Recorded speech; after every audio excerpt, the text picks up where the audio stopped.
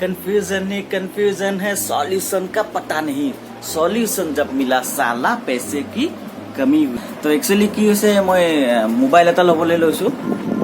তো কি মোবাইল লম এতিয়ালৈকে মই বহুত বেয়াকে কনফিউজন হৈ আছে।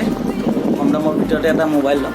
তো যেহেতু মিডিল ক্লাছৰ আমি ফ্যামিলি বিলংস কৰো, তো ভাবিলে এটা নতুন মোবাইল ল। এতিয়া আগৰ মোবাইলটো বহুত দিন হৈ গ'ল, একচুৱেলি নোট 5 Pro মই ইউজ কৰি আছো। তো প্ৰায় 3 বছৰ পাৰ হৈ গ'ল। তো চাৰ্জৰ অকণ এতিয়া অলপ কমকৈ থাকে। তো ভাবিলোঁ নতুন এটা মোবাইল লৈ লওঁ। তো তাৰপিছত কি হ'ল, বহুত বেয়াকৈ কনফিউজ হৈ আছোঁ। জানে মিডিল ক্লাছৰ মানুহে প্ৰথমতে এটা মোবাইল ল'বলৈ হ'লে বহুত বেয়াকৈ মানে কনফিউজ হৈ যায় যে কি মোবাইল ল'ম, কোনটো কম দামত অলপ পালে মোৰ বেছি দিন লাষ্টিং কৰিব বা কি। তো তেনেকৈ ঠিক তেনেকৈ বেলেগৰ নিচিনাই মোৰ বেয়াকৈ কনফিউজ হৈ গ'ল। আৰু মই এটা হোৱাটছএপত ষ্টেটাছ দিলোঁ যে মই এটা নতুন মোবাইল ল'বলৈ লৈছোঁ। তো বহুত বেয়াকৈ মই কনফিউজ হৈছোঁ। তো কাইণ্ডলি আপোনালোকে অলপ হেল্প কৰি দিয়ক। তো তাহাঁতে কি কি ৰিপ্লাই দিলে, তো বলক আপোনালোকক প্ৰথমতে দেখাই লওঁ।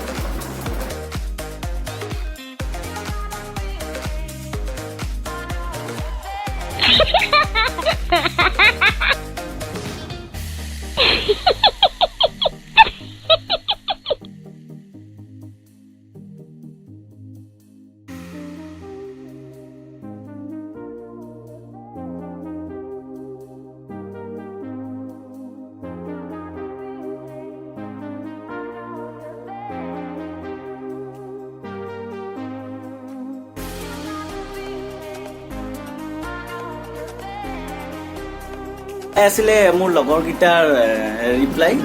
তো এতিয়া ইহঁতৰ ৰিপ্লাই শুনি কিনে মই আকৌ বেছিকৈ কনফিউজ হৈ গৈছোঁ যে কোনটো মোবাইল ল'ম।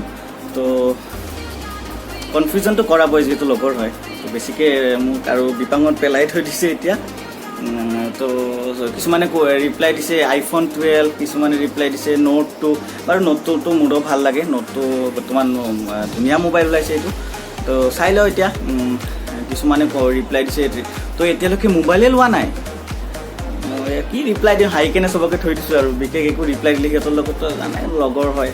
তো সেয়াই আৰু। তো আপোনালোকে এতিয়া গমেই পাইছে চাই কেনে ভিডিঅ'টো, মই এটা নতুন মোবাইল ল'বলৈ লৈছোঁ। তো আগৰ মোবাইলটো মই ক'লোৱে মোৰ বহুত দিন হৈ গ'ল। সেয়াই আৰু। তো প্লিজ আপোনালোকেও ছাজেষ্ট কৰক কি মোবাইল ল'লে অলপ ভাল হয় কম চম দামৰ ভিতৰতে। আৰু মই ডেবিট কাৰ্ড EMI যিহেতু আছে HDFC ডেবিট কাৰ্ড EMIতে মই মোবাইলটো ল'ম। তো সেয়াই আৰু। তো আপোনালোকে ছাজেষ্ট কৰক, প্লিজ কমেণ্ট কৰি জনাওক। কেনেকুৱা মোবাইল বৰ্তমান ট্ৰেণ্ডত চলি আছে, বা কম চম দামৰ ভিতৰতে মই মোবাইল এটা ল'ব পাৰোঁ। তো আৰু বিশেষ ভিডিঅ'টো এইখিনিয়ে আছিলে বাৰু। তো বৰ বিশেষ একো নাই, মই জাষ্ট লগৰকেইটাৰ কমেণ্টকেইটা আপোনালোকৰ সকলোৰে লগত শ্বেয়াৰ কৰিলোঁ। তো এই চলতে মই আপোনালোকক সুধিবলৈ চান্স এটা পালোঁ যে কোনটো মোবাইল ল'লে ভাল হয়। প্লিজ তো গাইজ সকলোৱে মই ছাজেষ্ট কৰক, কমেণ্ট কৰি জনাওক যে কম দামৰ ভিতৰতে কেনেকুৱা মোবাইল ল'লে অলপ লাষ্টিং কৰিব, ৰেম আৰু ৰোমটো অলপ ভাল, চাৰ্জ অলপ বেছিকৈ থাকে বা কম সময়ৰ ভিতৰতে চাৰ্জ হয়। তো বিশেষ একো নাই আৰু। Thank you guys. তো আপোনালোকৰ সকলোৰে যদি মোৰ ভিডিঅ'টো চাই কেনে ভাল লাগে, please like share and comment কৰি জনাব ভিডিঅ'টো কেনেকুৱা পালে।